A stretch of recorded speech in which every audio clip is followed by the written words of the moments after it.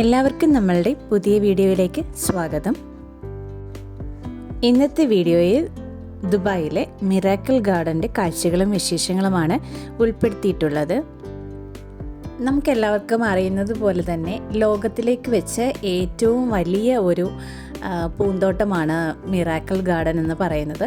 World's largest vertical garden ആണ്. 3 Guinness world record നേടിയിട്ടുള്ളതാണ്.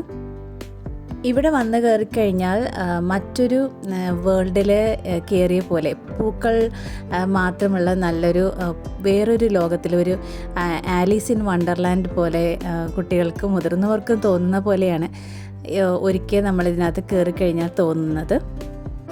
ഇത്രയും ചൂടുള്ള ഒരു ക്ലൈമറ്റുള്ള ഒരു രാജ്യത്ത് ഇത്രയും അതിമനോഹരമായിട്ടുള്ള പൂക്കളൊക്കെ എന്നും നിലനിർത്തുക എന്ന് പറയുന്നത് ഏറ്റവും വലിയൊരു ചലഞ്ചായിരിക്കും അല്ലേ.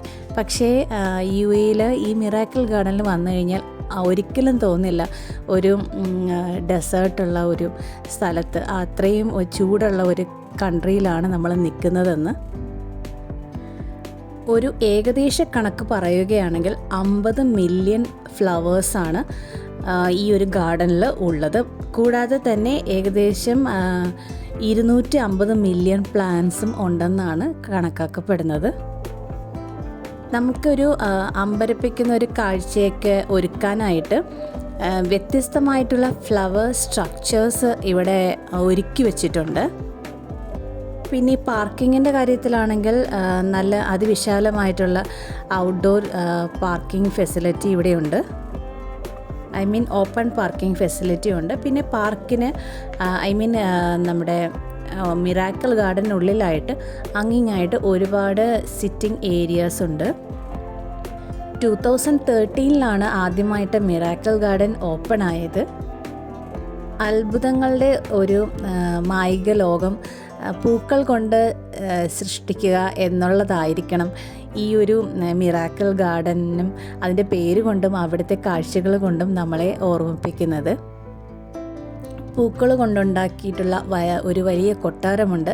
പിന്നെ കാണാനായിട്ട് സാധിക്കുന്നത് ഒരുപാട് കാർട്ടൂൺ ക്യാരക്ടേഴ്സിൻ്റെ ഒരു സ്ട്രക്ചേഴ്സൊക്കെ പൂക്കൾ കൊണ്ട് ഉണ്ടാക്കി വെച്ചിട്ടുണ്ട്. ന്യൂവസ്റ്റ് അട്രാക്ഷൻ എന്ന് പറയുന്നത് ഇവിടെ നമ്മൾ കയറി വരുന്ന ഭാഗത്തായിട്ട് വെച്ചിട്ടുള്ള ഒരു ഫ്ലോട്ടിംഗ് ലേഡിയാണ്. അപ്പോൾ ആ ഒരു സ്ട്രക്ചറിനകത്ത് ഡിഫറെൻറ്റ് കളേഴ്സിലുള്ള പൂക്കളൊക്കെ കൊണ്ട് ആ ഫ്ലോട്ടിംഗ് ലേഡീൻ്റെ ഗൗണൊക്കെ ഇങ്ങനെ ഡെക്കറേറ്റ് വെച്ചിരിക്കുന്നതാണ്. റെഡ്, വൈറ്റ്, ഡിഫറെൻറ്റ് കളേഴ്സിലുള്ള പൂക്കളൊക്കെ അതിനകത്ത് യൂസ് ചെയ്തിട്ടുണ്ട്.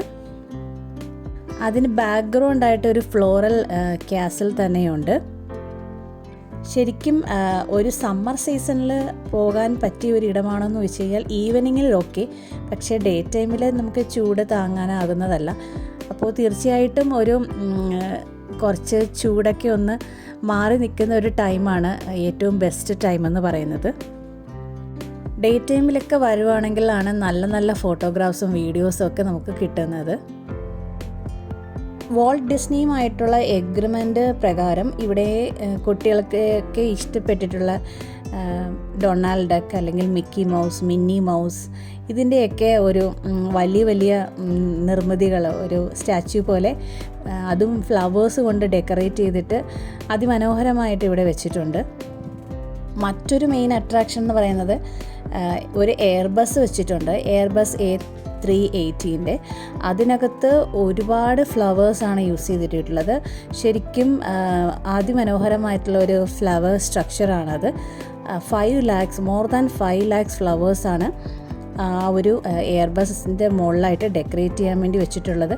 അത് നമ്മൾ ആലോചിക്കേണ്ട കാര്യം എന്ന് പറയുന്നത് അത് എല്ലാം തന്നെയും ഫ്രഷ് ഫ്ലവേഴ്സാണ്. ഇവിടെ കാണുന്ന മിക്കി മൗസിൻ്റെ ഒരു സ്ട്രക്ചർ എന്ന് പറയുന്നത് ഏകദേശം ഹൈറ്റ് 18 മീറ്റേഴ്സാണ്. വെയ്റ്റ് എന്ന് പറയുവാണെങ്കിൽ ഒരു 35 ടണ്ണെങ്കിലും ഉണ്ടാകും.